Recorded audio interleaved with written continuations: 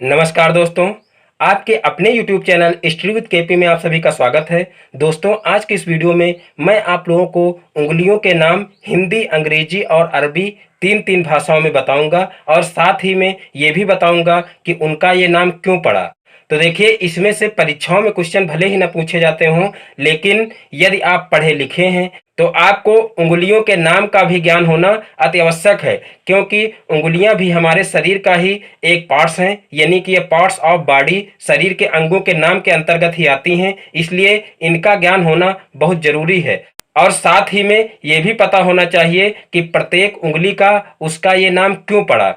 तो ये बातें 50% लोगों को नहीं पता होती हैं। तो ये सारी बातें मैं अपने इस वीडियो में आप लोगों को बताऊंगा। तो बिना स्किप किए हुए मेरे वीडियो को इन तक देखिए, और ये वीडियो पसंद आए तो वीडियो को लाइक करें, और ये चैनल पे नए हैं तो चैनल को सब्सक्राइब करें। तो चलिए आज का वीडियो शुरू करते हैं। तो देखिए, सबसे पहले मैं आप लोगों को हिंदी भाषा में उंगलियों के नाम बताऊंगा। तो सबसे पहले उंगलियों के नाम देख लीजिए, और उसके बाद फिर आप लोगों को बताऊंगा कि इस उंगली का ये नाम क्यों पड़ा।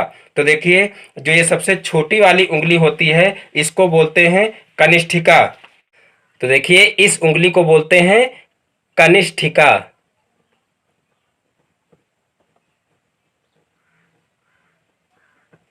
तो ये उंगली हो जाएगी कनिष्ठिका। और फिर जो ये दूसरी उंगली है इसको बोलते हैं अनामिका। अनामिका। तो देखिए, पहली उंगली हो गई कनिष्ठिका, दूसरी उंगली हो गई अनामिका, और तीसरी उंगली इसको बोलते हैं मध्यमा। इसको बोलते हैं मध्यमा। और फिर जो चौथी उंगली है इसको बोलते हैं तर्जनी। तर्जनी। और इसको बोलते हैं अंगूष्ठा। तो ये हो जाएगा अंगूष्ठा। पुनः एक बार देख लेते हैं। पहली जो छोटी उंगली होती है इसको बोलते हैं कनिष्ठिका, फिर दूसरी उंगली को अनामिका, और फिर तीसरी उंगली को मध्यमा, और फिर चौथी उंगली को तर्जनी, और फिर पांचवी उंगली को अंगूष्ठा।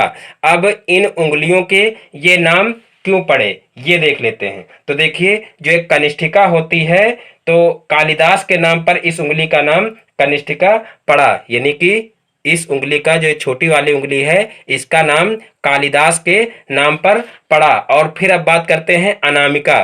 तो इसका अनामिका नाम क्यों पड़ा?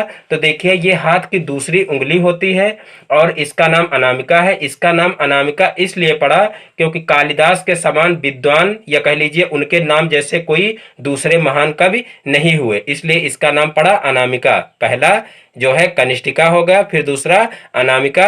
अब बात करते हैं मध्यमा की। तो देखिए, मध्यमा इसका नाम क्यों पड़ा? तो देखिए, ये बीच में उंगली होती है, यानी कि दो उंगलियां इधर होती हैं और दो उंगलियां इधर होती हैं, और ये बीच में उंगली होती है, इसीलिए इसका नाम पड़ा मध्यमा। अब बात करते हैं चौथी उंगली की। तो देखिए, ये होती है तर्जनी उंगली। तो देखिए, इस तर्जनी उंगली का प्रयोग रामायण में भी मिलता है, क्योंकि आप लोगों ने एक चौपाई पढ़ी होगी, यहाँ कुम्हड़ बतिया को नाही देख तर्जनी जी मुरझाई। यानी कि इन उंगलियों के नाम पहले से ही निर्धारित थे, क्योंकि यदि पहले से निर्धारित न होते तो रामायण में शायद इसका व्याख्यान न मिलता। तो देखिए, रामायण में इस चौपाई की क्या व्याख्या है। देखिए, ऐसी मान्यता है कि कुम्हड़े, यानी कि जो जिसको सीताफल भी कहते हैं, तो कुम्हड़े की जो बतिया होती है, यानी फल की जो आरंभिक अवस्था होती है, बहुत नाजुक होती है। यहाँ तक कि तर्जनी उंगली को दिखा देने से भी वह सूख जाती है, यानी कि मर जाती है। तो देखिए, लक्ष्मण और परशुराम संवाद में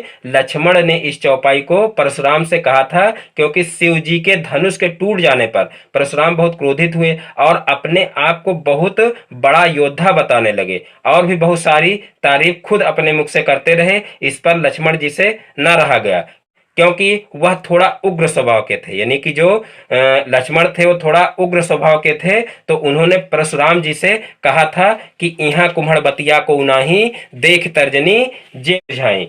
यानी कि यहाँ पर कुम्हड़ा की कोई बतिया नहीं है जो तर्जनी उंगली को देख करके मुरझा जाए। यानी कि परशुराम जी बार बार इस उंगली को दिखा करके ही ये सारी बातें कहते थे, इसलिए लक्ष्मण जी ने ये कहा था। तो देखिए, ऐसे साधारण में भी आप लोग देखे होंगे कि लड़ाई झगड़े में तर्जनी उंगली ही आगे रहती है, यानी कि लड़ाई लगवाती भी यही है और शांत भी यही करवाती है। तो ये हो जाएगी तर्जनी उंगली। अब बात करते हैं अंगूठा की। तो देखिए अंगूठा जो होता है वो हाथ की सबसे महत्वपूर्ण उंगली होती है, क्योंकि सभी उंगलियों को ये मजबूती प्रदान करता है।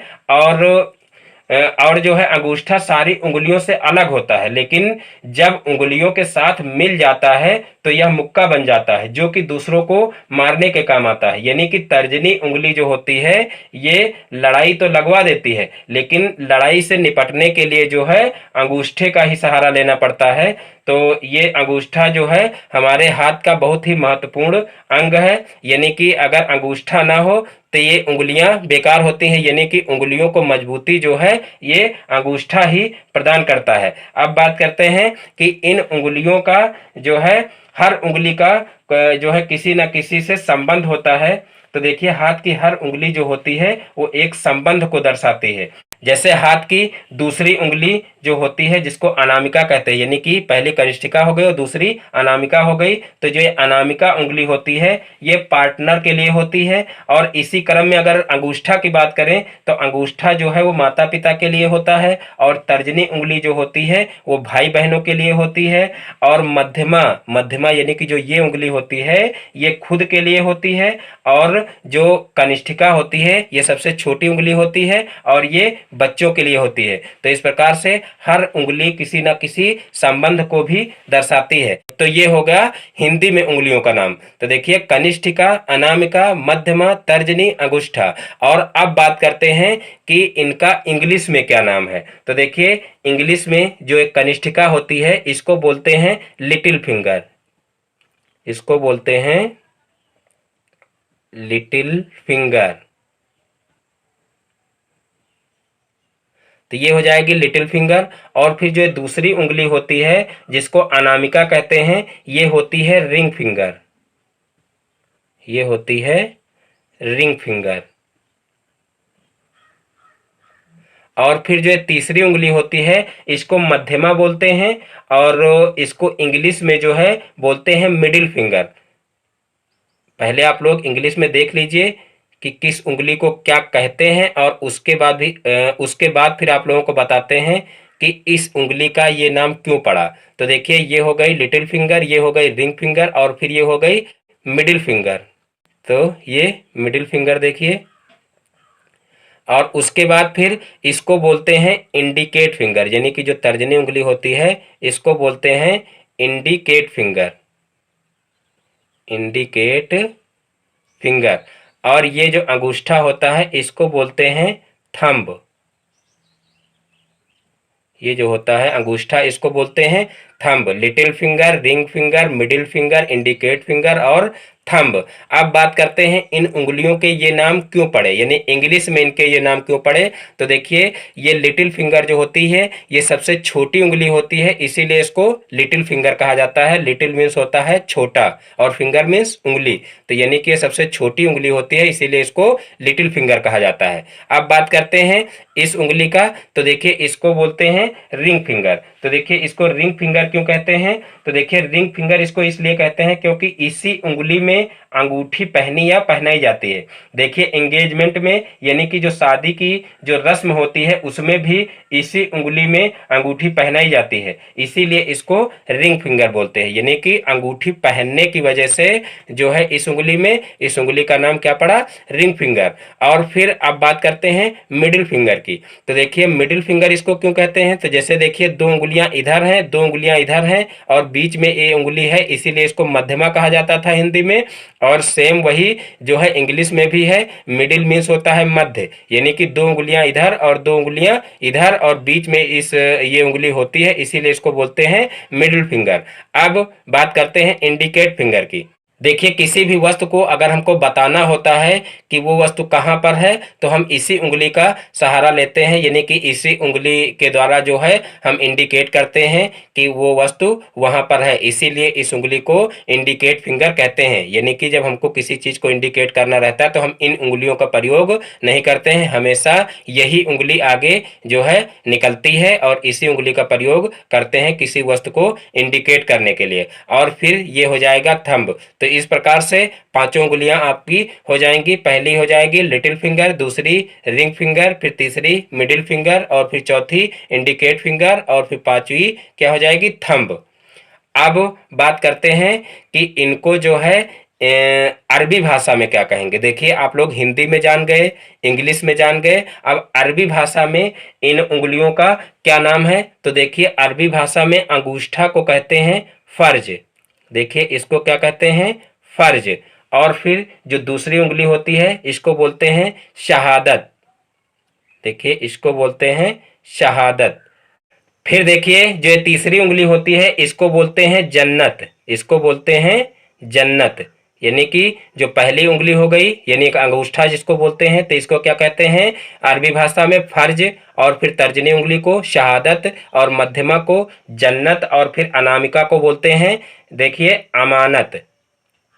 अनामिका को बोलते हैं अमानत। और उसके बाद फिर जो ये छोटी उंगली होती है कनिष्ठिका को, इसको बोलते हैं अमीन।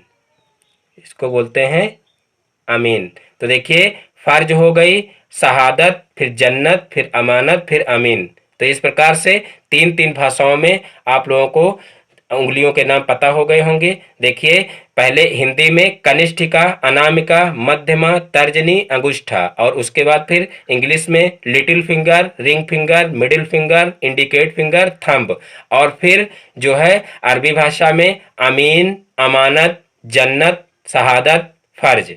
तो इस प्रकार से तीन तीन भाषाओं में आप लोगों को उंगलियों के नाम पता हो गए।